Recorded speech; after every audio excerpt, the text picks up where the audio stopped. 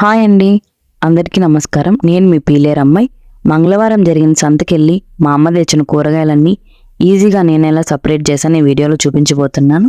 అదేంటి, ఇది కూడా మాకు తెలియదా, ఇది కూడా ఒక వీడియోనా అనుకునే వాళ్ళకి నేను చెప్పేది ఏంటంటే, ప్రతి పనిలో ఒక్కొరు ఒక ట్రిక్ని అయితే యూస్ చేస్తారు. నేను యూస్ చేసిన ట్రిక్ ఏంటో నేను ఈ వీడియోలో చెప్పబోతున్నాను. ఇది మీకు యూస్ఫుల్ అయితే తప్పకుండా అయితే సబ్స్క్రైబ్ చేసుకోండి. ముందుగా అయితే బ్యాగ్లో ఉన్న కూరగాయలన్నీ కింద పోసేయాలి. కింద పోసే ముందు అయితే ఆ ఫ్లోర్ నీట్గా ఊడ్చాలి, లేకపోతే ఊడ్చేదాంతో మనకు దెబ్బలు పడతాయి. తర్వాత అలాగే కింద పోసిన తర్వాత పెద్ద పెద్దవి అంటే ఆకుకూరలు కట్టలన్నీ సపరేట్ చేసేయాలి.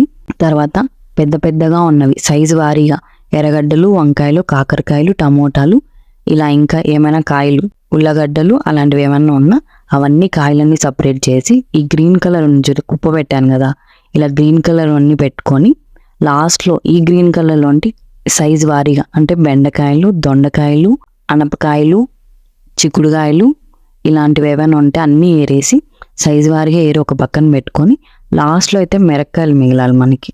ఇది మిరపకాయలు మిగలాలి. ఇది అన్నమాట ప్రొసీజరు. ఇలా కానీ లాస్ట్లో మిరపకాయలు మిగిలేలాగా మనం కానీ చేస్తే తొందరగా అయితే ఏరేయచ్చు. ఇదే గుర్తుపెట్టుకోండి, సైజు వారీగా ఏరాలి.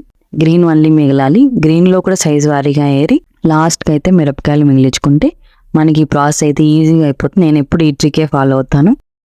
ఇలాంటి చాలా ఉన్నాయి, ఇంకా దాచాం కుప్పలుగా ఉన్నాయి. ఈసారి అయితే మీరు కూడా యూస్ చేసి చూడండి. అలాగే మీకు యూస్ఫుల్ అయితే మర్చిపోకుండా మీ పిల్లర్ అమ్మాయి ఛానల్ సబ్స్క్రైబ్ చేసుకోండి. Thank you.